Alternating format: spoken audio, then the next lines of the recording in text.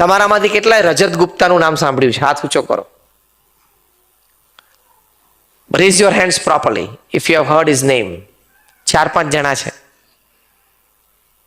આ જાણી રાખવા જેવો કેસ છે. Now according to the proceedings in the US courts and media, આ રજત ગુપ્તા આઈઆઈટી ખડગપુરના ગ્રેજ્યુએટ, હાર્વર્ડમાં MBA કરેલું, એટલે academically very well qualified.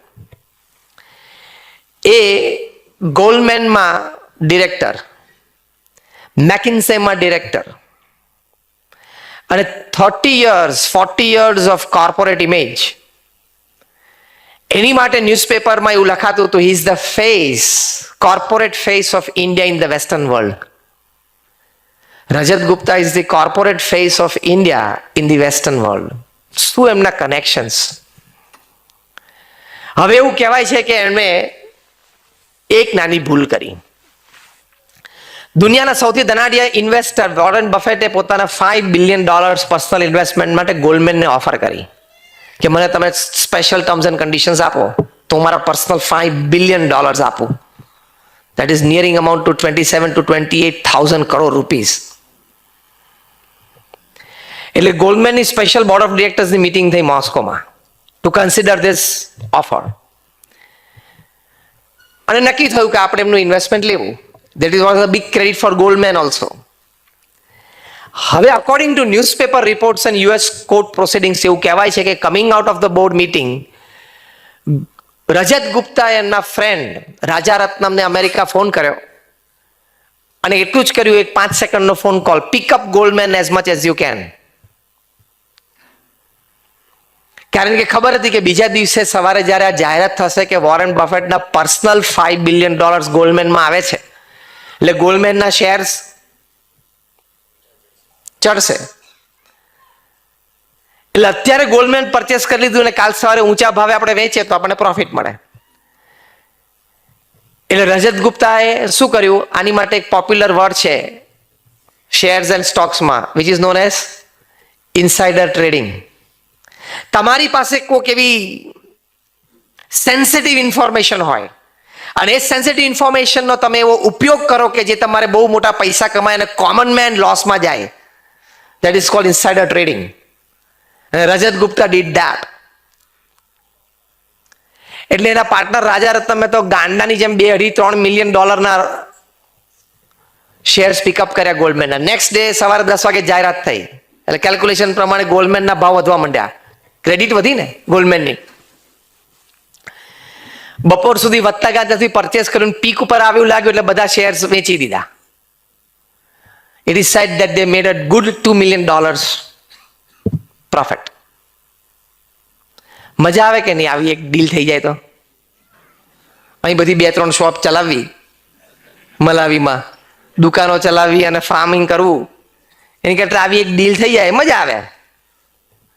One deal, 24 hours, $2 million cash profit.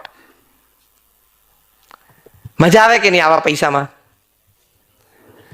પણ ત્યાં મેનહટનમાં government attorney Preet Bharara he track back કે how can somebody purchase so much of Goldman the previous day, next morning આવી announcement થાય, ગોલ્ડમેનના ભાવ વધે અને he makes a good money. This guy must have some inside information.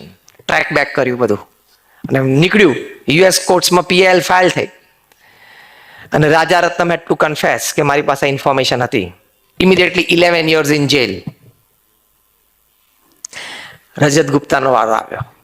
રજત ગુપ્તા માટે US courts અને US જજીસને more than 200 international personalities personally wrote letters કે આણે આટલું બધું કામ કર્યું છે અમારી માટે, આટલી મોટી NGO ચલાવે છે, એના ફાઉન્ડેશનથી અમને કામ કર્યું.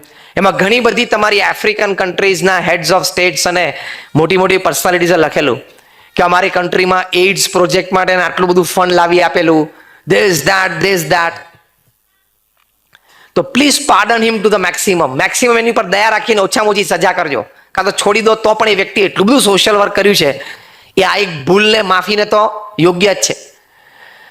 US કોર્ટ્સે આ બધું કન્સિડર કર્યું અને જ્યારે એનું સેન્ટેન્સિંગ હતું, અને આવા મોટા માણસનું સેન્ટેન્સિંગ હોય ને ત્યારે પેક્ડ કોર્ટરૂમ હોય, પ્રેસ ગેધરિંગ ફૂલ હોય. અને રજત ગુપ્તા બેઠા હતા અને યુએસ જજે કીધું કે આટલા આટલા પ્રૂફ છે, ડુ યુ એક્સેપ્ટ? રજત ગુપ્તા નીચું માથું રાખીને થોડુંક હલાવ્યું, એટલે એને કીધું કે you are કન્વિક્ટેડ of this charges. પહેલા કન્વિક્શન આવે અને પછી સેન્ટેન્સિંગ આવ્યું અને યુએસ કોર્ટે કહ્યું કે 2 years ઇન જેલ. અને જ્યારે જજ બોલ્યા કે 2 વર્ષ જેલ, ત્યારે આખું કોર્ટરૂમ સ્ટન્ડ. રજત ગુપ્તાના આંખમાં આંસુ આવી ગયા અને એક વાક્ય બોલ્યા. એ એક વાક્ય છે ને તમામ બિઝનેસમેન માટે, તમામ કોર્પોરેટ માટે it's a red line never to cross. Rajat Gupta બોલ્યા, I am quoting him in not just word to word but letter to letter. Rajat Gupta બોલ્યા કે my 40 years of corporate image building has gone down in drain in a 5 second mistake. Imagine એને કેટલો stress આવ્યો છે આ કક્ષાની વ્યક્તિને 2 વર્ષ જેલમાં રહેવું પડે એટલે, કે મારી 40 વર્ષની ઇન્ટરનેશનલ કોર્પોરેટ ઇમેજ મારી એક 5 સેકન્ડની ભૂલમાં ગટર જતી રહી, ગોન ઇન ડ્રેઇન. મારી પ્રેસ્ટીજ, મારી પોઝિશન, મારો પાવર, મારી પોસ્ટ બધું જતું રહ્યું.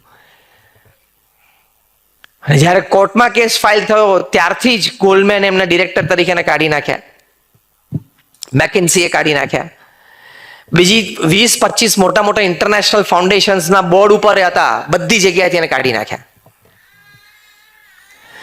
You have to pay a heavy price for unethical practice. તમને એમ લાગે કે હું થોડું ખોટું કરી લઉં, થોડી ચોરી કરી લઉં, પણ એ જ્યારે તમે પકડાઓ ત્યારે હાથમાંથી બધું જ જતું રહેશે. ને એમાંથી જે સ્ટ્રેસ જન્મશે, જે તણાવ આવશે, એ મેનેજ કરો બહુ અઘરો પડશે. એક આવી ભૂલ એ તમારે ફેસ કરવી પડશે ને તમને 10 વર્ષ જીવનમાં પાછળ મૂકી દેશે. Do you agree with me or not? whoever you are, whatever you are, wherever you are, તમારી કંપનીનું નામ સત્યમ હોય ને તમે અસત્ય પ્રેક્ટિસિસ કરો એટલે તમે જેલમાં જાઓ છો. 7 years ઓફ રિગરસ ઇમ્પ્રિઝનમેન્ટ. અમારા ઇન્ડિયામાં એક ભાઈ કિંગ ઓફ ધ સ્કાઈઝ કહેવાતા હતા, એની બહુ મોટી એરલાઇન હતી.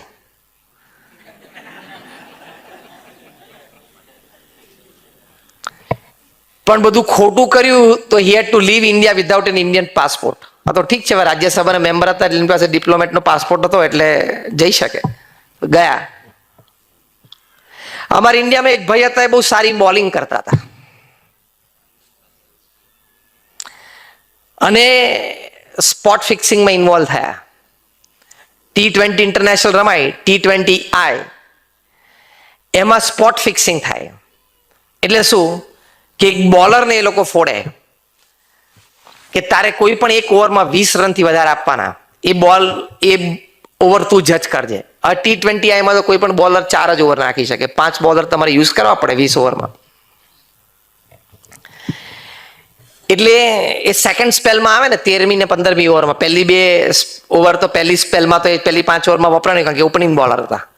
એટલે 13મી કે 15મી બોલરમાં સેકન્ડ સ્પેલમાં આવે ને ત્યારે હેન્કરચીફ અડધો બહાર લટકાવે, આમ બહાર કાઢે.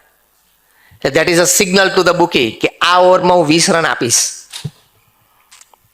અને પછી 2 વખત બોલિંગ રનઅપ ચેક કરે એટલે ટાઈમ આપવો પડે ને. સેટેલાઇટ ફોન્સ લઈને બુકી બધા પેવેલિયનમાં બેઠો અને ટાઈમ આપવો પડે બેટ્સ લગાવવા માટે.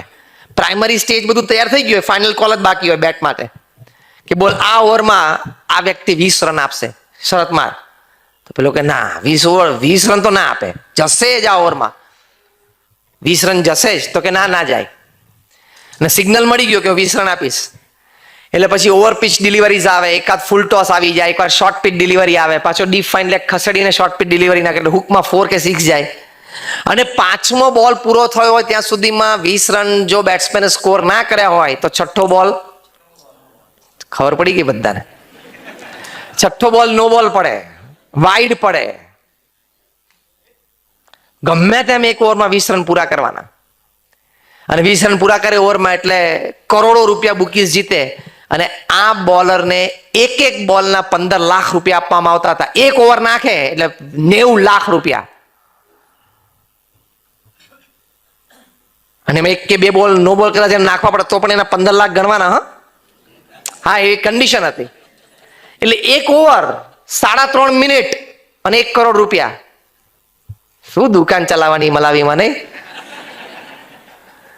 આવી એક ડીલ કરી લેવાય ને. 3.5 minutes, 6 deliveries to be bowled, એટલે 6 balls and you make 1 crore rupees. મોટી વાત બની જાય ને. પણ એના ફોન કોલ્સ ડાઉટ ઉપર દિલ્હી પોલીસે ટેપ કર્યા અને આખું કૌભાંડ બહાર આવ્યું. ઇમિડિયેટલી ચાલુ મેચે એમને ઉપાડીને દિલ્હીમાં જેલમાં નાખી દીધા અને કોર્ટ પ્રોસિડિંગ્સ ચાલ્યા. આજે બીસીસીઆઈ એમની ઉપર લાઈફ બેન મૂકી દીધો કે તારે જિંદગીમાં બોલ પકડવાનો નહીં, શાંતિથી ઘરે બેસીને ભજન કરવાનું.